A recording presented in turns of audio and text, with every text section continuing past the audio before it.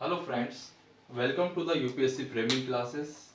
आज हम most important topic देखने जा रहे हैं, स्केलेटन सिस्टम, कंकाल तंत्र के बारे में देखने जा रहे हैं। और जिन लोगों ने हमारा चैनल सब्सक्राइब नहीं करा वो चैनल सब्सक्राइब करके पास में जो रिंग बेल बटन है उस पर क्लिक करना ना भूलिए। ग्रुप डी की एग्जाम की डेट भी आ चुकी है और ये जितने मैं सारे डायग्राम जो भी बनाऊंगा तो आप 720 के पिक्सल पे आप क्वालिटी बटन में जाके क्लिक करिएगा तो वहां पे आपको बेटर क्वालिटी मिलेगी स्केलेटन सिस्टम। और मध्य प्रदेश के में 51 जिलों के 51 वीडियो, जिसमें 4 वीडियो ऑलरेडी बन चुके हैं, तो उसमें से आप प्लेलिस्ट में जाके उसमें देख सकेगा। ठीक है, आज हम चालू करने जा रहे हैं स्केलेटन सिस्टम। तो फ्रेंड्स, हम देख रहे थे स्केलेटन सिस्टम। स्केलेटन सिस्टम को ये डायग्राम मैंने पहले से बना दिया है क्योंकि आपका टाइम वेस्ट नहीं हो, जिस कारण से ये डायग्राम और सारी चीजें बनी। स्केलेटन सिस्टम को दो भागों में बांटा गया है, एक अक्षीय कंकाल और एक उपांग। अक्षीय को बोलते हैं एक्सियल स्केलेटन और उपांग को बोलते हैं एपेंडिकुलर स्केलेटन बोलते हैं। जिसके अंदर हमेशा ध्यान रखना है, एक्सियल के अंदर एक्सियल 80 हड्डियां कितने होती है टोटल 80 हड्डी। 80 हड्डी को चार भाग में तोड़ा गया है। तो ध्यान रखिए, सबसे पहले आती है खोपड़ी। खोपड़ी को बोलते हैं स्कल में रहती है टोटल 29 हड्डियां, जो अभी हम डिस्क्राइब करेंगे। उसके बाद आता है मेरुदंड, वर्टिबल कॉलम। इसमें वयस्कों में 26 अस्थियां होती है। अस्थियां मींस होता है आपका बोन्स। और उसके बाद आता है रिब्स। रिब्स कहलाती है आपकी पसलियां कहलाती है। पसलियां में रहती है 24 हड्डियां और अगर पूछा जाए तो 12 जोड़ी रहती है टोटल। उसके बाद हम देखते हैं सेकेंड भाग, एपेंडिकुलर स्केलेटन के अंदर दो भागों में बांटा गया है। सबसे पहले बोन्स ऑफ लिम्स या बोन्स ऑफ लिमिट्स भी बोल सकते हैं, जिसमें हाथ पैर में दोनों को मिलाकर 120 हड्डियां होती है टोटल। और उसके बाद जो सामने की जो है मेखलाएं 6 हड्डियां रहती है, जिन्हें ग्रिडल कहा जाता है। तो ये पूरी टोटल मिला के 80 प्लस 120 और 6 126, तो ये मिला के टोटल हो जाएगी आपकी 206 हड्डियां हो जाएगी। ये हम बात कर रहे हैं वयस्कों की। आपसे पूछ सकते हैं वयस्कों में टोटल हड्डियों की संख्या कितनी रहती है, तो आप ध्यान रखिएगा 206 हड्डियां होती है। इसके अलावा आपसे पूछ सकते हैं हड्डियों में संख्या में बच्चों में या फिर बाल अवस्था या फिर शिशु अवस्था में हड्डियों की संख्या टोटल कितनी रहती है। तो ध्यान रखिएगा 300 हड्डियां होती है शिशु या बाल अवस्था में, और वयस्कों में आपसे हड्डियों की संख्या पूछी तो 206 हड्डियां होती है। तो ये डायग्राम था। अब इसके डीप में हम देखते हैं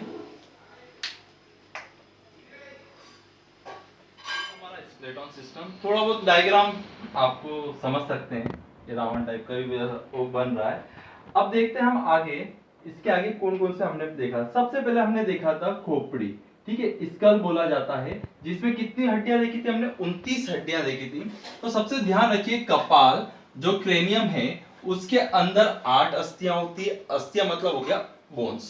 पहले एक और पॉइंट देख लेते हैं, अस्थियों के यानी हड्डियों के जो अध्ययन करा जाता है उसको बोलते हैं ऑस्टियोलॉजी। क्या कहते हैं? ऑस्टियोलॉजी कहते हैं। अब हम वापिस आ जाते हैं, कपाल में 8 हड्डियां। आपके जो फेशियल है फेस, उसके अंदर कितनी टोटल हड्डियां हो गई? 14 हड्डियां हो गई। एक रहती गर्दन वाली हाइड्रा।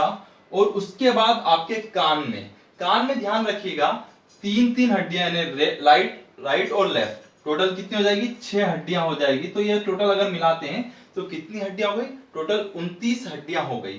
ठीक है, एक और बात, जिन लोगों ने पिक्सल बढ़ाए नहीं है तो उन्हें डायग्राम क्लियर नहीं दिखेगा, तो क्वालिटी बटन में जाके 720 या उससे ज्यादा हो तो उस पर आप क्लिक करिएगा।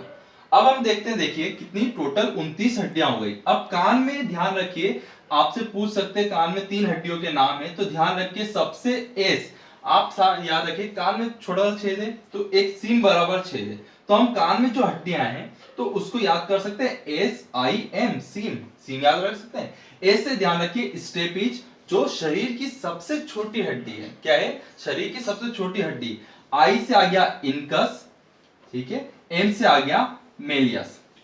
स्टेपिज, इनकस और मेलियस, सीन याद रखिए कान में। और स्टेपिज क्या है? शरीर की सबसे छोटी हड्डी है, सबसे छोटी हड्डी। उसके बाद बात करते हैं, अब दो जोड़ आते हैं। एक सबसे कॉलर वाला जोड़ रहता है, कॉलर वाले जोड़ को अंश मेखला कहते हैं।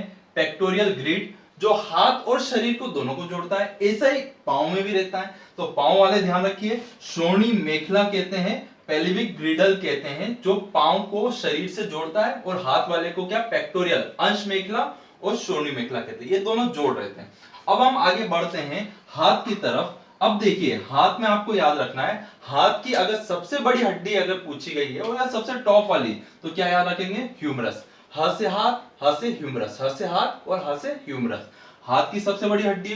फिर उसके बाद नीचे जाते हैं तो हाथ की जो ये रहती है ऊपर वाला पोर्शन को बोलते हैं रेडियस और नीचे वाले को अल्ना।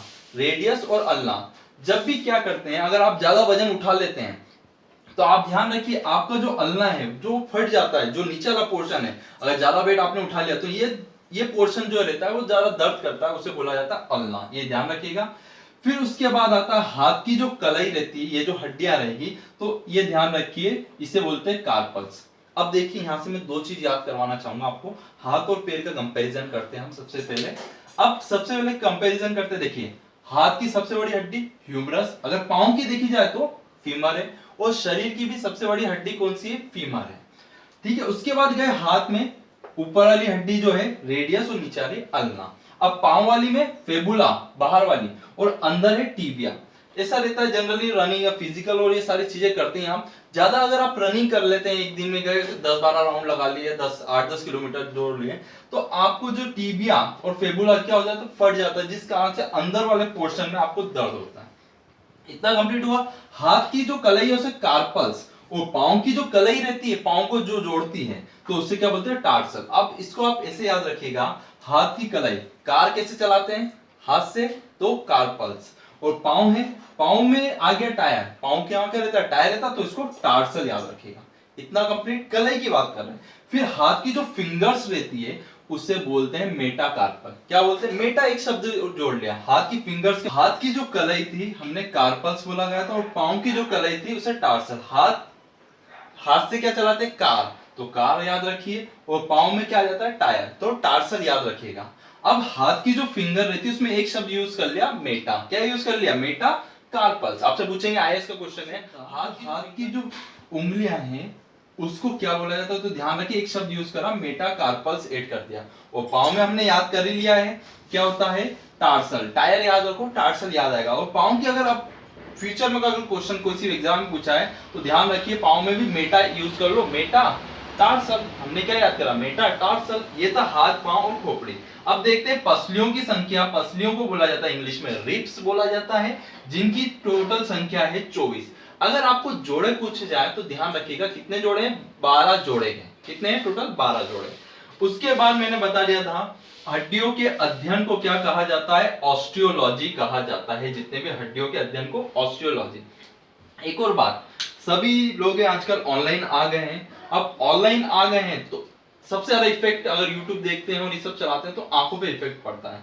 तो YouTube के अंदर एक और सुविधा आ रही है, उसके अंदर ब्लैक स्क्रीन ऑप्शन करके आता है। आसपास एक ब्लैक स्क्रीन चलेगी, जिस कारण से ब्लैक कलर सारे कलर को एब्जॉर्ब कर लेता है, तो आपकी आंखों पे इफेक्ट नहीं पड़ेगा। जो व्हाइट कलर जो रहता है तो वो आपके डायरेक्ट इफेक्ट करता है आईज पे। तो आप डार्क मोड कर लेना जो अपडेट करके। ठीक है, इसके आगे हम देखते हैं कितनी बीमारियां होती है हड्डियों में।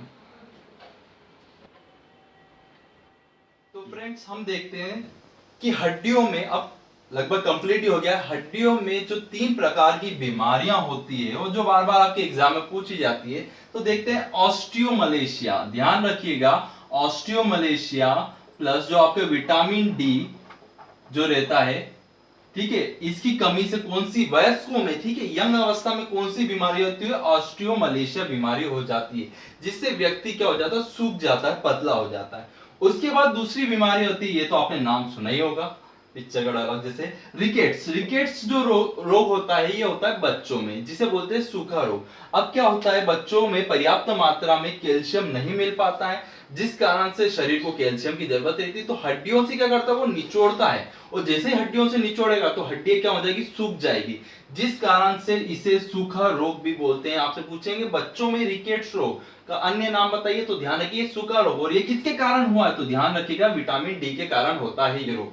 और तीसरी चीज आती है ऑस्टियोपोरोसिस। ऑस्टियो मींस बोलते हैं आपकी हड्डियों को बोलते हैं, और पोरोसिस बोलते हैं मुलायम या फिर छेद हो जाते हैं। तो ध्यान रखिएगा ऑस्टियोपोरोसिस रोग जो होता है वो वृद्ध अवस्था में होता है। बुढ़ापे की अवस्था में कौन सा रोग होता है? ऑस्टियोपोरोसिस बालावस्था में रिकेट्स और ऑस्टियोमलेशिया होता है आपके वयस्कों में रोग होता है। ये 3 प्रकार के रोग हैं, तीनों रोग ध्यान रखिएगा। विटामिन डी और एक और आता है विटामिन डी का सर्वोत्तम स्रोत कौन सा, तो ध्यान रखना मछली का तो यकृत ऑयल उससे निकलता है, तो उसका सबसे अच्छा स्रोत है, और एक धूप भी है विटामिन डी के लिए।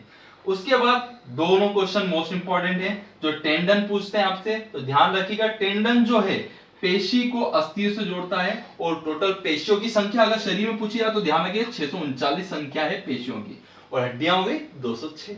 उसके बाद आता है लिगामेंट्स। लिगामेंट्स ध्यान रखिए अस्थियों को अस्थियों से जोड़ता है, हड्डी को हड्डियों से जोड़ता है लिगामेंट, ये ध्यान रखिएगा। उसके बाद ये इसमें एक और चीज ध्यान रखिए, जैसे आपके पांव में मोच आ गई तो आपसे पूछेंगे, आईएएस का क्वेश्चन है भी, पांव में अगर मोच आ जाती है तो क्या टूटता है, तो ध्यान रखिएगा क्या टूट जाता है, लिगामेंट टूटता है।